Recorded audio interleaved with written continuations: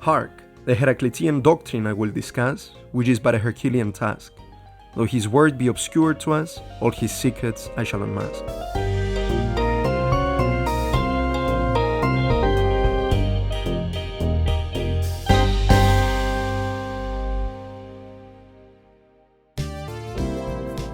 Hello, this is the Epicurean Stoic, and welcome back to my Ancient Greek Philosophy series. In the previous videos, I covered the natural philosophers from Miletus, the great Ionian city. This video is about an individual who does not belong to any pre-Socratic school, but whose genius was enough to make him one of the most misunderstood philosophers, and one who was actually quite right about things, and very influential to almost every other Greek philosopher after him, even if they don't admit or realize it. I guess that's as accurate as we can be, because as you saw from the intro, this video is about Heraclitus, so let's get started. Just north of Miletus, there was another great city, Ephesus.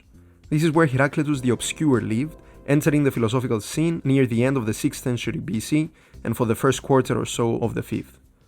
Before I go into details, I need to point out that an accurate, surface-level analysis of Heraclitus is kind of impossible. As his epithet suggests, his writings are very cryptic and full of language games, hinging on polysemy, which is when a word has multiple meanings.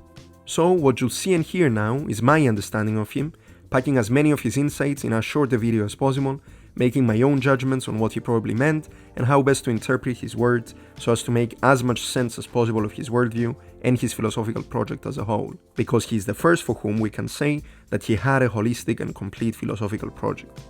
Thales and Anaximander were dead before Heraclitus was born, and Anaximenes not long after, so he must have learned about them through their writings and secondary sources. When he was starting to flourish, philosophers such as Xenophanes and Pythagoras were already established. Despite them coming before him, for me Heraclitus is where the theories of the natural philosophers inevitably lead to. Xenophanes was their quote-unquote proper successor, and Pythagoras was the first one who had already deviated considerably from them. But Heraclitus somehow did both of these things in a way that goes above and beyond what Xenophanes or Pythagoras had done. So let's start with his relationship with the Milesians, what he took from them, where he disagreed with them, how he took their research further. Firstly, let's recall that Anaximander said that certain opposites exist in perpetual struggle, where the creation or increase of one means the destruction or decrease of the other as a matter of necessity. Anaximenes, on the other hand, said that it was density being higher or lower that changed air into different forms or the substances that we see around us. Both of these men had the reductive approach I talked about from the video on Thales, but if you want to see a recap of the three Milesians and their most important contributions, check out my last video here. So, Heraclitus just took Anaximander's idea to its natural conclusion. If the things we call opposites are so interconnected and interdependent, are they really opposites? He said that they are one and the same, but that obviously doesn't mean they're literally one.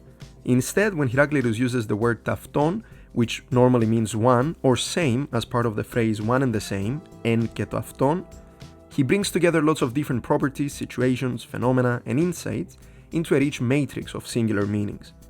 Specifically, we can see that he points out the interdependency of opposites in the sense that one cannot exist without the other. Health, disease, satiety, hunger, day, night, life, death, etc. He also highlights the fact that these opposites are linked only to each other. Even if something hot might be dry, transitioning to cold does not mean it will become wet. At the same time, one singular object might have two opposite properties at the same time, especially viewed from different perspectives. Seawater is drinkable and the purest for sea fish, while it is polluted by salt, undrinkable and deadly for humans. This is encapsulated best by his saying, "The road up and the road down are one and the same." Through all this, Heraclitus is generalizing to literally everything that exists. Out of all things there comes a unity, and out of unity, all things, leading to his famous statement, "All things are one." He also recognizes the struggle between opposites in their respective pairs, as did Anaximander, but he elevates this tension and strife out of necessity to the highest order. For Heraclitus, there is a unity of all things in tension, and war is the father of all. Continuing on this thread, much to Aristotle's dismay and confusion, Heraclitus said that something being at odds with itself is in agreement with itself. And I think here is where most people who are not researchers get things wrong about Heraclitus. We've all heard the phrase, "You can't step in the same river twice, because everything flows, everything is in flux," and all the other catchphrases by Heraclitus. But he wasn't just saying that everything changes all the time when he used the river simile. No, he was going deeper. Essentially, he was pondering the problem of change, If things change constantly, how is identity preserved through time? A later rephrasing of this problem, also made famous with mainstream audiences by WandaVision, is the ship of Theseus problem. Now, Heraclitus says that all things are like the river. If it wasn't constantly flowing and changing, it couldn't be what it is. If its water wasn't flowing constantly, it would be a lake, let's say. And if there was no water to constantly flow, it would be an ex-river, or just a ditch. So for Heraclitus, change is what allows for what we call identity of objects to exist. And in the question of being versus becoming, Heraclitus answers that being exists within becoming. Identity exists within change. Elevating Anaximenes' insight about the process of density increasing or decreasing as a cause for the change of substances, Heraclitus turns the whole concept of identity into a process. Nothing is stable, since everything is in flux, and neither is self-identity or self-sameness, taftotita, i.e. continuing to be the same thing. Instead, it is a dynamic process, and it only makes sense to talk about it if we take two freeze frames and compare them under the dialectical lens of before and after. This, by the way, strikingly resembles a modern theory in the philosophy of identity and time called four-dimensionalism, whereby what we understand as a three-dimensional object is actually a four-dimensional worm-like one extended over time, and what we see at each moment is a cross-section of it. In any case, Heraclitus is diving into the problem of change, something that people have been pondering ever since, whether they approach it philosophically, logically, theologically, or scientifically, earned him high praise from 20th century philosopher Karl Popper, one of the biggest names in philosophy of science. Throughout all the points I've made so far, I was trying hard to avoid mentioning two other big terms in the Heraclitean corpus: fire and logos. As you should have realized by now, when Heraclitus says that everything is fire, he does not mean it simply and literally, like his Milesian predecessors. No, he uses fire as an analogy. It is the process which is in constant flux, and whose smaller sections, like flames, etc., each look unique and different from each other, yet there is only one fire. At the same time, fire is the perfect dialectical vehicle for Heraclitus' aforementioned ideas about being and becoming. Fire is the ultimate representation of timeless becoming. It is because it's constantly changing. Its being is contained in its becoming, and so fire is definitely not the arche for Heraclitus, but it is a crystallization of both his theory and his distancing from the project of the natural philosophers that centered around cosmogony.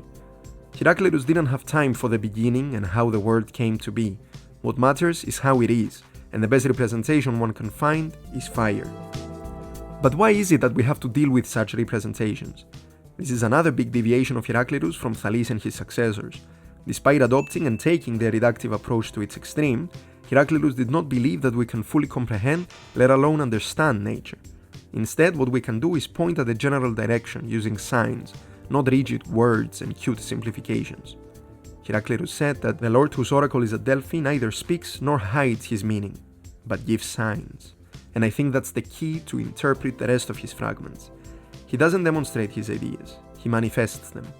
He signifies instead of describing the ultimate truth of existence. He does not give us a clear-cut theory or rigorous method of thinking. He weaves a complex and interconnected picture with a brush that is as mystical as Pythagoras, but as tangible as the Milesians, because as he says, nature loves to hide. Now all this is imbued in his ultimate insight, logos. I could make an insanely long video analyzing all the possible meanings and uses of the word logos, but since we've already established that with Heraclitus polysemy is always lurking around the corner, let's jump into the deep waters and see how he uses logos in his fragments. After you have listened not to mine but to their logos, it is wise to recognize that all things are one. Instantly we have the double meaning here. There's a lowercase logos, meaning the word, account, speech of Heraclitus and of anybody else, but there's also the capital L logos, the primordial, let's say, reason that governs the world, since all things come about according to these logos. Another layer here is the addition of homologin, translated here as recognize or admit. Homologin means being in accordance to the logos, which is elsewhere identified with wisdom and the divine, so Heraclitus is adding a flair of inevitability or necessity to this statement. One does not simply recognize that all is one after listening to the logos, but by doing so they necessarily align themselves with it. And who is the one who does the listening and the aligning? It could be everyone, says Heraclitus, as the logos is common to all people, even if most of them are asleep to it. Yes, Heraclitus introduced the whole concept of waking up and being woke to the truth. But yeah, as the phrase used to say at the time of Heraclitus, most people, being present, they are absent. And if you're in the mood for a tiny bit more etymology, listening to the Logos can serve as a revelation, the unconcealing of the nature of the world, so its ever-flowing interconnectedness to the point of all being one. This concealment, the hiding, is the original meaning of the word for forgetting and forgetfulness, which is the result of things being hidden, and the word itself is lethi. And if the act of revealing undoes the concealment and the forgetting, then we have aleithia, which is the word for truth. Hence, on top of everything else, Heraclitus identifies Logos with the one and only truth, something that is tantalizingly close to all humans and yet unreachable by almost all of us. Practically though, how can we ever rise above the masses and wake up to the truth, the Logos? Heraclitus just points the way, he only gives us the starting point. Ridding ourselves of our own private thinking and aligning ourselves with the Logos is the way to the truth. And so for Heraclitus, the path towards knowledge starts with introspection and the tragic realization of our total ignorance. And what about acting out the truth, rather than just epistemologically reaching it, i.e. coming to know it? Again, the homologin part, as well as other fragments, show that Heraclitus was big on the alignment and the attuning element of his theory. Act in accordance with the cosmic law that is the Logos. That's the way to a good life, and that includes telling the truth, not being passive or apathetic to the affairs of the community, not seeking wealth for wealth's sake, not being arrogant, etc. Interestingly, he also associates malice and immoral behavior with falsity and a lack of epistemic understanding when he says bad people are averse to true men, something that will come up in future videos, much like many of the stuff we've covered today. Finally, I think it is worth expanding on something that I mentioned in the beginning. In Heraclitus, we see a complete philosophical project for the first time, and I think that is his most admirable accomplishment. Whether he studied under any of the established philosophers of his time or not, he developed a theory whose parts not only work by themselves, but also help elevate the others. Not only is Logos integral to his cosmology and how the world works, but it is the biggest player in the field of epistemology, where one needs to plane and get to know if they are to act morally. So metaphysics, epistemology, and ethics are connected for the first time in a very elegant, if not obscure way. Furthermore, they all work together in a way that highlights the tragic element of Heraclitus' philosophical project, both as a theory and as an enterprise or a life's work. The seeming meaninglessness and disorder of the world are very easy to see, and being overwhelmed by despair to the ever-turning face of fate and the cogwheels of the cosmic clock is even easier. Such existential dread is always present when one discusses questions of being and becoming, and as we'll see next week, Parmenides chose to bury the issue using logic and claim that there is no becoming, only an illusion of change exists. Instead, Heraclitus chose the more dangerous path. He only elevated becoming, embracing the frightening nature of things, showcasing heaps of hope and waves of will, and in the end giving us a proper worldview that not only includes the tragic beings that we are, but also centers them, using the microcosm-macrocosm move that Anaximenes had done before him. This hope and will that Heraclitus showcases were considered the main elements of agency and freedom, in the sense used in the free will debates. And so, just like acknowledging one's ignorance and giving in to the Logos is the way to achieving knowledge, so too submission and acceptance of necessity and the determined yet chaotic and ever-changing nature of the world through Logos is a conscious and free choice, giving us another hidden Heraclitean unity of opposites. All of these insights that Heraclitus so generously gave to the world, something that evaporates any credence to the claim that he was a misanthrope, were to influence pretty much every thinker that came after him, and many of them were picked up by almost all major philosophical schools in Greece after Socrates, whether they admitted that they were influenced by Heraclitus or not. Whew, this has been a long and convoluted video, but it is as clear as one can be with Heraclitus, and I hope you've enjoyed it. Thank you for watching it and powering through until the end, I really appreciate it. If you want to help the channel grow, press like and send it to anyone you think might be interested in ancient Greek philosophy, and if they're more into pop cultural analysis, give them the link to my previous series. I'll see you in the next one, where we'll discuss Parmenides, who was the philosophical polar opposite of Heraclitus, and proving Heraclitus right was always discussed together with him as if they formed a union of opposites.